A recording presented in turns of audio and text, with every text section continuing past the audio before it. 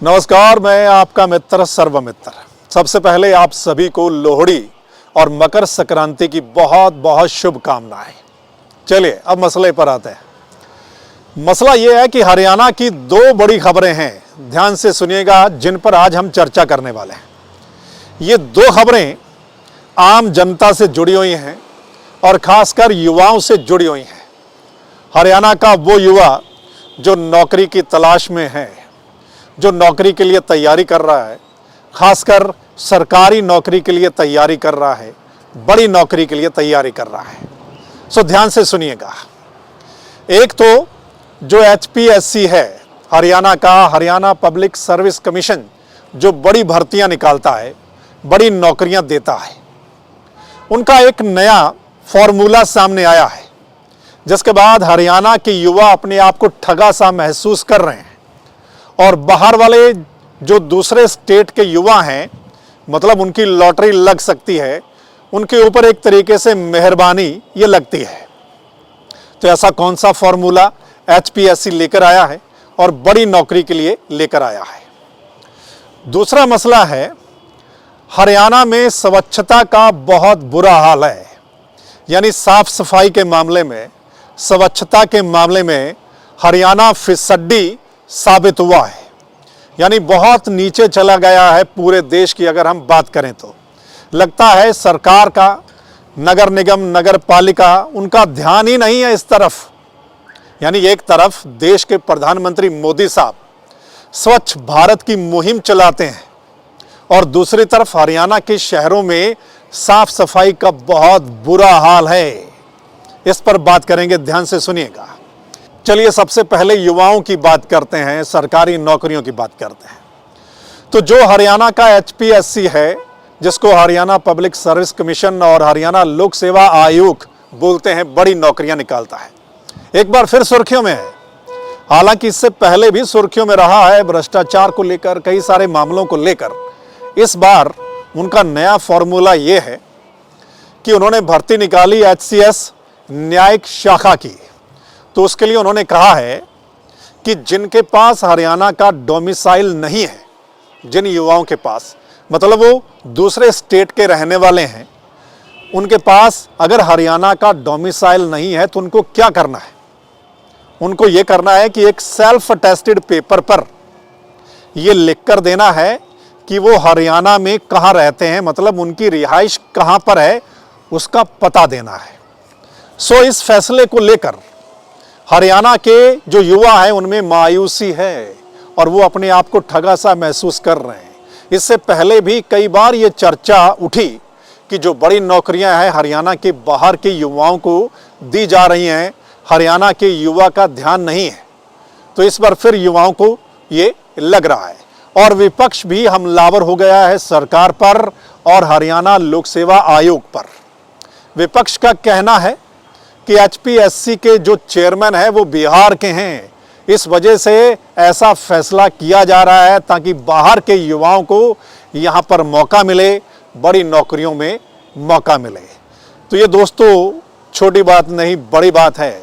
एक तरफ सरकार दावा करती है, ठीक है, हरियाणा को लेकर बड़ा दावा किया जाता है, नौकरियों को लेकर बड़ा दावा किया जाता है, लेकिन ये जो बड़ी नौकरियां हैं इसमें ये जो नियम बना देना कि अगर डोमिसाइल नहीं है तो सिर्फ आप सेल्फ अटेस्टेड लिख कर दे दो कि आप फलां पते पर रहते हैं, तो वो उसकी तस्दीक कौन करेगा? कहाँ से ऑथेंटिसिटी पता चलेगा? इसमें तो कई सारे फर्जी मामले भी सामने आ जाएंगे। कोई भी कहीं से ले दे के लिख कर दे देगा कि वो यहाँ रहता है, इतने समय से रहता है ना। तो ये एक बड़ी बात है। इस पर आप लोगों का क्या कुछ कहना है, हरियाणा के युवाओं का क्या कहना है, एक तो आप कमेंट करके लिखिएगा। दूसरा मसला है साफ सफाई को लेकर, स्वच्छता को लेकर। आप हैरान रह जाएंगे कि हरियाणा में साफ सफाई को लेकर इतना बुरा हाल है कि हरियाणा इतना फिसड्डी हो गया है, लगता है सरकार का ध्यान ही नहीं है इस तरफ। आपको जैसे मैंने पहले बताया कि मोदी साहब ने स्वच्छ भारत की मुहिम चलाई, उसके बाद आपने देखा कई सारे नेताओं की वीडियो सामने आई, फोटो सामने आए कि वो झाड़ू लगा रहे हैं, किसी बाजार में जाकर, कहीं पर जाकर, है ना, फोटो खिंचवाए जा रहे हैं। और कहीं पर तो ऐसी खबरें आपने देखी होंगी कि उसी समय एक कूड़ा करकट फेंक दिया गया और उसके बाद नेताजी आते हैं वहाँ पर झाड़ू लगा देते हैं। तो मतलब इतनी नौटंकी सामने आई स्वच्छता को लेकर, लेकिन असलियत क्या है हरियाणा की, सुन लीजिएगा, आप भी हैरान रह जाएंगे। तो हरियाणा की असलियत क्या है कि पूरे देश में हरियाणा 14वें नंबर पर पहुंच गया है। 14वां नंबर बहुत नीचे मतलब हरियाणा चला गया है। और दो बड़ी बातें ध्यान से सुनिएगा, 1 लाख से ज्यादा आबादी वाले जो शहर हैं हरियाणा के, सुनिएगा, वो यानी कि पूरे देश में टॉप जो सिटी हैं 100 सिटी, उनमें हमारा एक भी नहीं है। 1 लाख से ज्यादा आबादी वाले जो कस्बे हैं, शहर है ना, पूरे देश के जो पहले नंबर के 100 ऐसे कस्बे शहर हैं ना, उनमें हरियाणा का एक भी नहीं है। सुनिए, और इससे भी बड़ी बात, 1 लाख से कम आबादी वाले जो कस्बे या शहर हैं, छोटे शहर, ये तो जो पहले 1000 नंबर है ना देश में, 1000 में हरियाणा का कोई नहीं है। ध्यान से सुनिएगा, यानी कि 1 लाख से कम आबादी वाले जो हमारे शहर कस्बे हैं, 1000 की लिस्ट में भी हरियाणा का कोई ऐसा कस्बा शहर नहीं है। तो है ना बड़ी बात, मतलब हरियाणा है कहां पर। और ध्यान से सुनिएगा,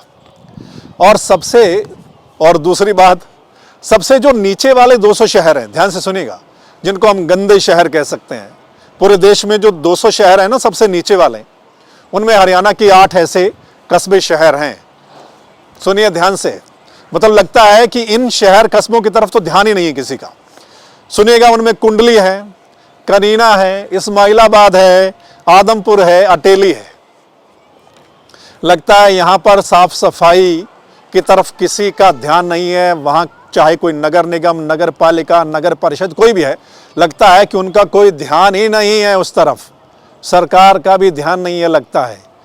मतलब जो वहां के रहने वाले लोग हैं, क्या उनको हक नहीं है साफ सफाई में रहने का, स्वच्छ हवा लेने का? वोट तो वो भी देते होंगे, लेकिन उसके बदले में मिलता क्या उनको? आप देखिए कितना बुरा हाल है साफ सफाई के मामले में। हाँ, एक चीज में, जो कैंटोनमेंट एरिया होता है, अंबाला का जो कैंटोनमेंट एरिया है वो देश में 23वें नंबर पर है। टोटल 60 है, 23वें नंबर पर है। और एक और बड़ी बात ध्यान से सुनिएगा, हरियाणा का जो पंचकुला शहर है बहुत अच्छे तरीके से वो बसाया गया, नए तरीके से, बड़े सिस्टमैटिक तरीके से उस शहर को बसाया गया। ये शहर तो पहले, मेरे को लगता है पूरे देश के पहले 10-20 में होना चाहिए। अगर सरकार गौर करे, वहाँ की जो स्थानीय निकाय है वो गौर करे, तो ये शहर पहले 100 में तो आ ही जाएगा, पहले 10-20 में भी आ सकता है। यानी इतने अच्छे तरीके से शहर को बसाया गया है। लेकिन ये शहर भी पता है किस नंबर पर पहुंच गया? 139वें नंबर पर पहुंच गया है, जो पिछले साल 86 नंबर पर था। ध्यान से सुनिएगा। तो ये हालत है दोस्तों हरियाणा की, है ना। मतलब सबसे पहला काम तो मेरे को लगता है स्वच्छता का होना चाहिए। ये सरकारों का फर्ज बनता है ना। और लोगों का ये अधिकार है, जो लोग कई तरह के टैक्स देते हैं। हर चीज पर आप लोग टैक्स दे रहे हैं, कोई भी चीज खरीदने जाते हैं तो उस पर टैक्स देते हैं आप, है ना। जो स्टेट की सरकार है उसको इतना टैक्स जाता है, जो सेंटर की सरकार है उसको इतना टैक्स जाता है। मतलब हर बंदा टैक्स दे रहा है, और उसके बदले में अगर उसको ठीक सड़क नहीं मिल रही है, नाली नहीं मिल रही है, पानी अगर ठीक ढंग से, या उसके आसपास सफाई नहीं है, गंदगी पड़ी हुई है उसके शहर में, कस्बे में, है ना, आवारा पशु अगर घूम रहे हैं, तो फिर ये ड्यूटी है किसकी? ये जिम्मेदारी है किसकी? भाई जिम्मेदारी स्थानीय निकाय की है, नगर निगम, नगर पालिका, नगर परिषद की है। काफी पैसा उनके पास होता है अगर वो खर्चना चाहें तो। और शहर में सबसे पहला काम उनका यही होना चाहिए कि शहर को वो साफ सफाई वाला रखें, स्वच्छता वाला रखें, और गंदगी को हटाएं, ना कि सिर्फ फॉर्मेलिटी पूरी की जाए। नेताओं को ये जिम्मेदारी लेनी चाहिए, सिर्फ फोटो नहीं खिंचवाने चाहिए फील्ड में जाकर झाड़ू पकड़कर। उनको ये जिम्मेदारी लेनी चाहिए कि उनके शहर, खासकर जो विधायक चुनकर आते हैं, मतलब उनके एरिया में अगर एक कस्बा है, 2 कस्बे हैं, तो क्या उनका ध्यान नहीं जाता कि वहां पर क्या हालत है? तो ये ध्यान कौन देगा? जो मेयर होते हैं शहरों के, जो नगर ये पार्षद होते हैं, तो मतलब किस लिए चुने जाते हैं? ड्यूटी उनकी है। तो इस तरफ सरकारों का ध्यान होना चाहिए। लेकिन हरियाणा फिसड्डी देश में 14वें नंबर पर, और 1 लाख से ज़्यादा आबादी वाले जो 100 शहर हैं उनमें हमारा एक भी नहीं है, और 1 लाख से कम आबादी वाले जो पहले 1000 शहर हैं उनमें हमारा एक भी नहीं है। हाँ, गंदगी वाले शहर में कई हमारे शहर आ गए हैं, कस्बे आ गए हैं। सो दोस्तों, क्या कहेंगे इस पर? कमेंट करके जरूर बताइएगा इस वीडियो के नीचे, और इस वीडियो को शेयर कर दीजिएगा। ये 2 मसले बड़े इंपॉर्टेंट मसले हैं, आम लोगों से जुड़े हुए, युवाओं से जुड़े हुए, इसलिए वीडियो को शेयर कर दीजिएगा। और अगर ये मसला ठीक लगा तो आप इस चैनल को लाइक फॉलो कीजिएगा, ताकि जो हमारी अगली वीडियो है वो आप लोगों तक पहुंच जाए। चलिए फिर मिलते हैं अगले मसले के साथ। तब तक के लिए नमस्कार, आदाब, सत श्री अकाल, राम राम।